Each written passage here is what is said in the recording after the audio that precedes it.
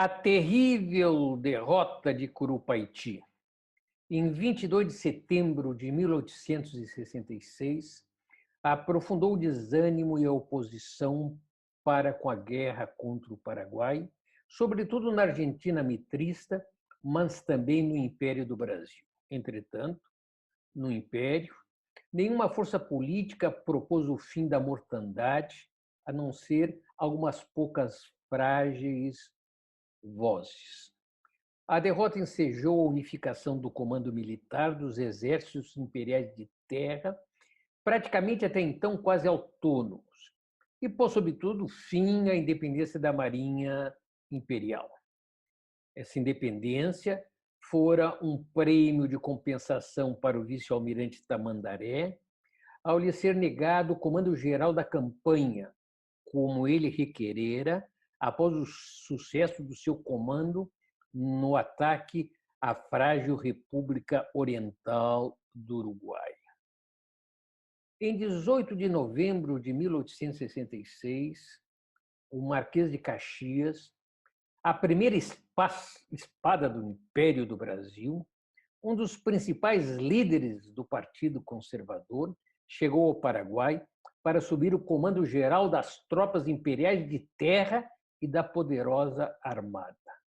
Nesse momento, governava, entretanto, no Brasil, um gabinete liberal. O vice-almirante Tamandaré retornou ao Brasil de crista caída, amargando a sua substituição pelo Visconde de Inhaúma. Tamandaré não obtivera qualquer vitória contra o Paraguai. A própria famosa Batalha do Riachuelo fora vencido por Francisco Manuel Barroso da Silva, seu subordinado, e a batalha fora travada devido à exclusiva vontade e responsabilidade do Comando Paraguai. Caxias empregou longo tempo reorganizando as tropas, enquanto o alto comando paraguaio fortalecia suas defesas e convocava combatentes cada vez mais velhos e mais jovens, já que as reservas de homens aptos ao combate se esgotavam. No Paraguai, chegou-se a discutir seriamente o armamento de mulheres que receberam algum treinamento militar. Felizmente, se abandonou essa ideia. Alguns poderosos canhões foram fundidos no país, como o famoso cristão que vemos aqui nessa ilustração. Seu nome vem do fato de ter sido produzido com bronze dos sinos das igrejas paraguaias e das igrejas capturadas em Correntes e no sul do Mato Grosso. Apesar das esperanças despertadas, esses canhões também se mostraram inócuos contra as couraças dos navios imperiais. Joaquim José Inácio, Visconde de Inhaúma, o novo comandante da Armada, seguiu negando-se a ultrapassar as defesas de Curupaiti e Humaitá, que, afirmava ele, essa operação causaria gravíssimas perdas para a Armada. Na realidade, essa operação era necessária para cercar Humaitá. Finalmente, em 22 de julho de 1867, 10 meses após a derrota de Curupaiti, e alguns confrontos menores, o Marquês de Caxias determinou que suas tropas marchassem, não mais pela margem do rio, como se tentara o ataque de Curupaiti, mas pelo interior, para que as tropas se colocassem próximas às trincheiras orientais de Humaitá. Essa operação foi chamada a Marcha de Franco. Nós vemos nessa imagem, né, o Humaitá junto ao rio, né, e a trajetória dessa marcha que se coloca, né, a oriente das defesas em terra firme. Entretanto, ressabiado por Curupaiti, Caxias não pretendia assaltar as trincheiras paraguaias. Tratava-se, ao contrário, de cercar e postar canhões junto ao rio, acima das defesas de Curupaiti e Humaitá. A extensão das linhas aliancistas, né, com esse avanço, que começavam no Passo da Pátria até o novo acampamento de Tuyucuê, permitiu ataques paraguaios aos comboios de abastecimento imperiais e aliancistas. Para os paraguaios, com esses ataques, procuravam se aprovisionarem, já que então quase tudo faltava aos paraguaios. Nós temos aqui uma ilustração que registra um pouco a situação dos soldados paraguaios dessa época, praticamente já sem fardamentos, com poucas armas, né? Fazendo das tripas coração, nessa defesa do Paraguai e da sua terra invadida.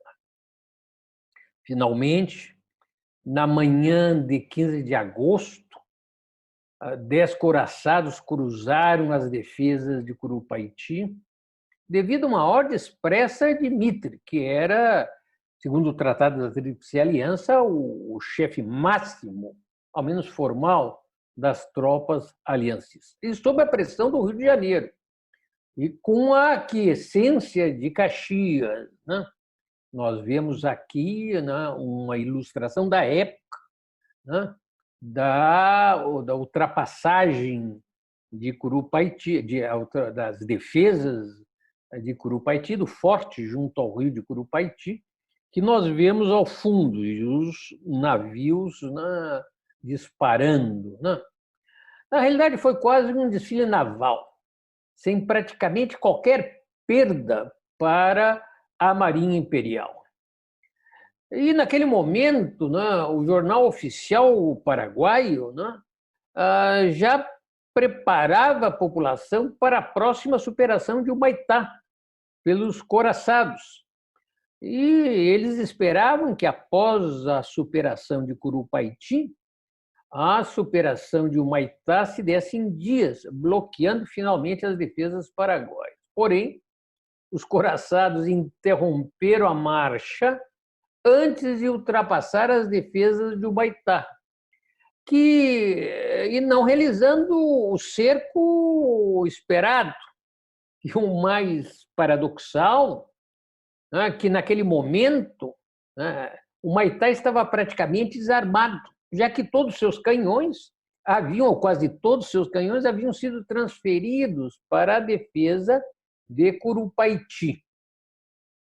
Finalmente, em 2 de novembro de 1867, as tropas enviadas por Caxias, primeiro, né, se postaram ao oriente, né, das defesas de Humaitá, a seguir seguiram pelo interior, por terra, né, para o norte, e se voltaram sobre o rio.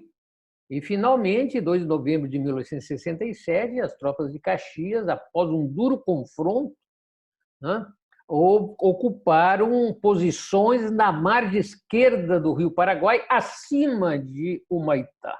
Postaram ali seus canhões e fecharam a passagem, né, a chegada desde o norte de alimentos, reforços, armas a Humaitá. Portanto, apostarem os seus canhões junto ao rio, punham fim ao abastecimento pelo rio de Humaitá, cercando inexoravelmente aquela defesa e as tropas paraguaias ali refugiadas. Foi um ponto nodal do conflito. E é nesse contexto que vai ocorrer a Segunda Batalha de Tuiuti.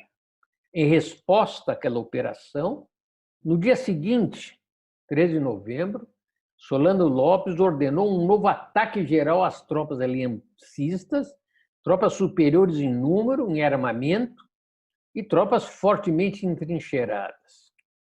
Nesse caso, era uma tentativa desesperada de fazer o inimigo. Aqui nós temos a planta, né, da Segunda Batalha de Tuiuti, né? Era a tentativa desesperada de fazer o inimigo recuar, as tropas imperiais e aliancistas recuarem e romper assim o cerco ao Humaitá. Nessa Segunda Batalha de Tuiuti, as tropas paraguaias sofreram quase o dobro das baixas das tropas da Tríplice Aliança. Acredita que os imperiais teriam perdido, e aliancistas, teriam perdido em torno de 1.500 homens, né, mortos e feridos.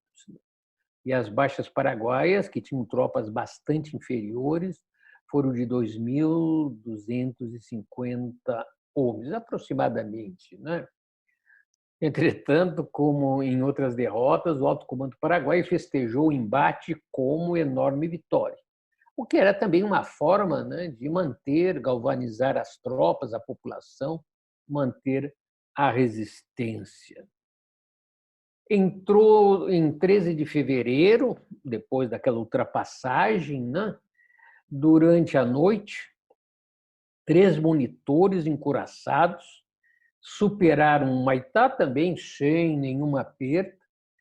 A passagem da flotilha foi concluída, né, no dia 19, também sem qualquer problema. Então, o cerco que havia sido feito por terra agora também era feito pelo rio. Em continuação, em 20 de fevereiro, os encouraçados Barroso, Bahia e o monitor Rio Grande do Sul partiram em direção à Assunção, já despovoada por ordem do mariscal. Em 24 de fevereiro, a pequena flotilha imperial bombardeou rapidamente a cidade, sobretudo a residência de Solano Lopes, que nós vimos naquela imagem anterior. Após ter fracassado o plano da redenção da cidade proposto pela família Lopes, né? Mãe, irmãos, irmãs e cunhados do presidente e comandante em chefe do Paraguai. Aqui nós vemos essa foto do palácio, da residência de Solano Lopes. O Solano Lopes era rico, pessoalmente rico, né? Ele herdara do seu padrinho, né, uma grande fortuna. E esse hoje é o Palácio Presidencial. Ele jamais chegou a morar nesse palácio que estava em construção. Mas, na realidade, aqueles 3 pequenos navios, né, foram até ali porque eles haviam combinado com a família de Solano Lopes, né, que eles entregariam a cidade. Mas falhou esse plano e por isso que eles bombardearam a cidade, sobretudo a moradia, o palácio de Solano Lopes. Sabendo-se encerrado, Solano Lopes retirou suas tropas que estavam em redor de Humaitá, retirou todas as tropas para Humaitá, para dentro das defesas, e ordenou que se abrissem defesas e caminhos na outra margem do rio, no Chaco, preparando a retirada. No dia 3 de março de 1868, à noite, o mariscal e suas tropas começaram a atravessar o rio, sem que os encouraçados do Império, adormecidos, se dessem conta da maciça operação.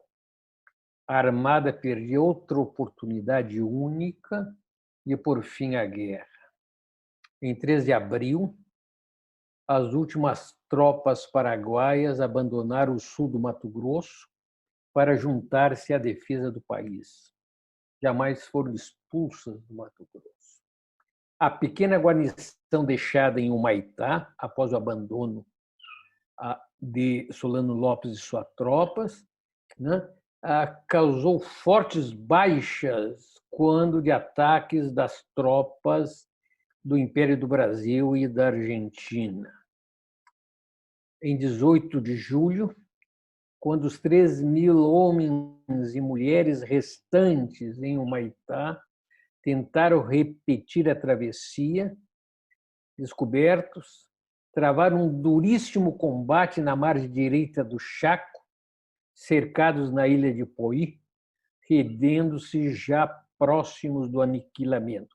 Aqui nós temos uma imagem da época, né? Quem mediou o aniquilamento foi um sacerdote, se não me engano, italiano, né? Que levou, né? Convenceu, né? Essas tropas já arrasadas, né? a uma rendição. Solano Lopes e o grosso da tropa paraguaia, escapados de Humaitá, seguido pelo Chaco, passando pelos rústicos caminhos e fortificações preparados com antecedência, para depois retornarem à margem esquerda do rio e acamparem na estância pública, na Estância de la Pátria, né, de São Fernando, nas proximidades do rio Paraguai. A tropa paraguaia permaneceu pouco tempo em São Fernando, devido à sua difícil defesa. E, a seguir, marcharam ainda mais para o norte, onde levantaram finalmente novas defesas em Piquiri, Siri, já nas proximidades de Assunção, onde travariam uma última e terrível batalha, a última e terrível batalha do conflito sangrento. As batalhas que se seguiram eram quase em falsas batalhas, né? O acampamento de São Fernando, né, ocupado por pouco tempo, né, se notabilizaria por ter sido ali que Solano Lopes e o alto comando paraguaio realizaram os primeiros julgamentos e execuções dos conspiradores nacionais e estrangeiros que haviam abandonado a resistência, propondo a rendição incondicional à Tríplice Aliança. Aqui nós temos uma ilustração. Esses conspiradores eram presos no centro do acampamento paraguaio, né? E eram geralmente homens grandes proprietários, tanto estrangeiros como paraguaios. Essa traição foi feita, como já foi proposto, tendo como coração da conspiração a família, a mãe, as irmãs, os irmãos de Solano Lopes. Essa conspiração foi feita para que eles pudessem, essa elite pudesse salvar o que fosse possível da propriedade e do poder político. Possivelmente, a conspiração teria iniciado em setembro de 1867, como já foi dito, em torno da família de Solano Lopes, sob direção de sua mãe, a presidenta, né? Dos seus 2 irmãos e suas 2 irmãs, com os respectivos cunhados. Aqui nós temos uma imagem, né, da mãe de Solano Lopes, né, a presidenta, ao lado do Carlos Antônio, quando ainda era vivo. Né? Uma mulher que enriqueceu também, né, naquele conjunto de ações de corrupção, né, que cercou a família Lopes. Até hoje, a historiografia nacional patriótica brasileira e argentina nega os planos de traição das classes endinheiradas paraguaias. Tanto uma como outra propõem, apesar da farta documentação, que a repressão foi devida à loucura de Solano Lopes. Né? A documentação é muito clara sobre essa traição, né, desses segmentos das elites, das chamadas elites paraguaias. Após ocupar o Humaitá, o Marquês de Caxias comandou o rápido avanço pela margem direita do Rio Paraguai, né, pela margem esquerda do Rio Paraguai, desculpe, em direção ao acampamento e defesa paraguaio de Piquiri-Siri, como nós acabamos de dizer, já nas proximidades da capital de Assunção, onde ocorreria a talvez mais terrível batalha da guerra. E nessa batalha se jogou definitivamente o destino do país. Na historiografia brasileira, as sequências de vitórias, né, em Tororó, Avaí e, finalmente, né, em Lomas Valentinas, né, campanha de Piquiri-Siri, né, todas em dezembro de 1868, foram denominadas de Dezembrada. O último combate foi travado em Lomas Valentinas, né, após 5 dias de combate quase ininterruptos.